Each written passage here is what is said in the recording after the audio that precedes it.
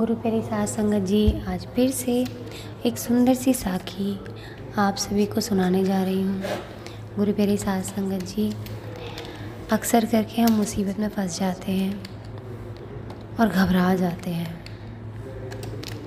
आज की जो साखी है, हमेशा जब भी आप मुसीबत में फंसे इस साखी को ज़रूर सुनना और याद करना। आज उन सभी के लिए डेडिकेटेड है साखी जो लोग मुसीबत में पड़ के घबरा जाते हैं और उन्हें लगता है कि इससे आगे तो अब कुछ नहीं हो सकता। तो आइए गुरु प्यारी साध संगत जी, सुनते हैं आज की ये सुंदर सी साखी। ये कहानी है एक डाकू और बढ़ई की। एक गांव में एक बढ़ई रहता था। वो शरीर और दिमाग से बहुत मजबूत था। एक दिन उसे पास के गांव के एक अमीर आदमी ने फर्नीचर फिट करने के लिए बुलाया। जब वहाँ का काम ख़त्म हुआ तो लौटते वक्त शाम हो गई, तो उसने काम के मिले पैसों की एक पोटली बगल में दबा ली और ठंड से बचने के लिए कंबल ओढ़ लिया। वो चुपचाप सुनसान रास्ते से घर की ओर रवाना हुआ। कुछ दूर जाने के बाद अचानक उसे एक लुटेरे ने रोक लिया। डाकू शरीर से तो बड़े ही से कमज़ोर था, पर उसकी कमज़ोरी को उसकी बंदूक ने ढक रखा था। हमारे जीवन में भी बहुत से ऐसे लोग आते हैं जो हमसे हर मायने में कमज़ोर होते हैं, लेकिन वो अपने पास बुराई की ताकत को यूज़ करते हैं और उससे अपने आप को बलवान समझते हैं और हम उनकी बुराइयों से घबरा जाते हैं। लेकिन मेरा मानना ये है कि जो इंसान भगवान से प्यार करता है, भगवान को मानता है, तो भगवान उसको इतनी सद्बुद्धि देते हैं, इतनी तीव्र बुद्धि देते हैं कि वो हर मुश्किल से बाहर निकलना जानता है और उसको आसान बनाना जानता है। तो परमात्मा हर समय हमारे साथ, हमारी बुद्धि, हमारे मन के रास्ते हमारे साथ रहते हैं। तो गुरु प्यारी साध संगत जी, आगे चलते हैं, आगे की साखी सुनते हैं। अब बढ़ई ने उसे सामने देखा तो लुटेरा बोला, जो कुछ भी तुम्हारे पास है सभी मुझे दे दो, नहीं तो मैं तुम्हें गोली मार दूंगा। ये सुनकर बड़े ने पोटली उस लुटेरे को थमा दी और बोला, ठीक है, ये रुपए तुम रख लो, मगर मैं घर पहुंचकर अपनी बीवी को क्या कहूँगा? वो तो यही समझेगी कि मैंने पैसे जुए में उड़ा दिए होंगे। तुम एक काम करो, अपनी बंदूक की गोली से मेरी टोपी में एक छेद कर दो ताकि मेरी बीवी को लगे कि मेरे साथ लूटपाट हुई है। लुटेरे ने बड़ी शान से बंदूक से गोली चलाकर टोपी में छेद कर दिया। अब लुटेरा जाने लगा तो बढ़ई बोला, एक काम और कर दो जिससे बीवी को ये यकीन हो जाए कि लुटेरों के गैंग ने मिलकर मुझे लूटा है, वरना मेरी बीवी मुझे कायर समझेगी और हमेशा मेरे को ताउम्र ताने देगी।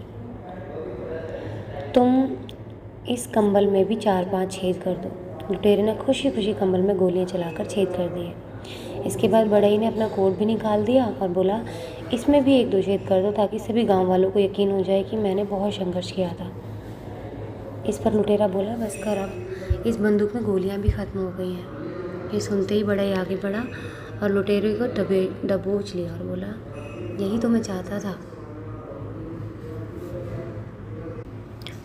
फिर आगे बढ़ई कहता है कि तुम्हारी ताकत सिर्फ ये बंदूक थी, अब ये भी खाली है।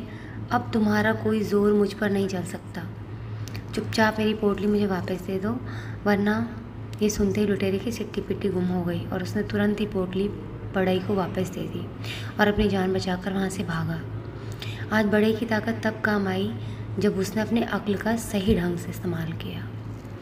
तो मुश्किल हालात में अपनी अक्ल का ज़्यादा इस्तेमाल करना चाहिए, तभी आप मुसीबतों से आसानी से निकल सकते हैं। हम कई बार ऐसी मुसीबतों में फंस जाते हैं जहाँ हमारा दिमाग जो है दिल से कमज़ोर पड़ने लग जाता है और हमें उसी सिचुएशन में दिमाग को मजबूत बनाना है और दिल से काम नहीं लेना, दिमाग से काम लेना है, हारना नहीं है। और जिस दिन हम परमात्मा को याद करके अपने दिमाग से काम लेंगे, उस रब से कहेंगे कि हमें सही रास्ता दिखा, तो वो आपके अंदर ऐसी ताकत डालेंगे कि आप अपने दिल से नहीं, दिमाग से काम ले पाएंगे।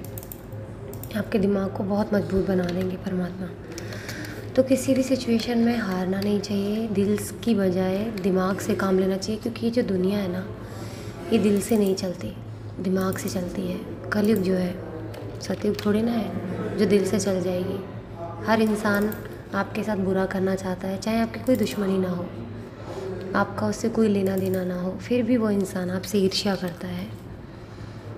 यही तो 5 दुश्मन है इस कलयुग में हर इंसान के, काम, क्रोध, मोह, लोभ, ईर्ष्या, यही सब तो है।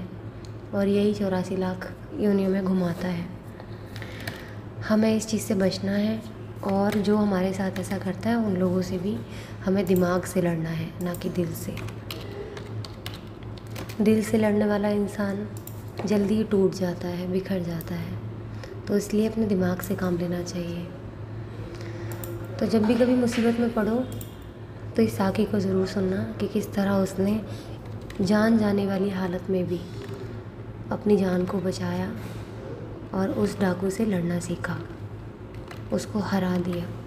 तो हमें भी अपने जीवन में आने वाली हर बुराई से ऐसे ही लड़ना है, चाहे सामने वाला कितना भी ताकतवर क्यों ना हो, बुराइयों का ढेर क्यों ना हो उसके पास, लेकिन हमें अपनी सच्चाई, अच्छाई और रब की दी हुई ताकत को इस्तेमाल करके हमें हर हाल में जीतना है, हारना नहीं है।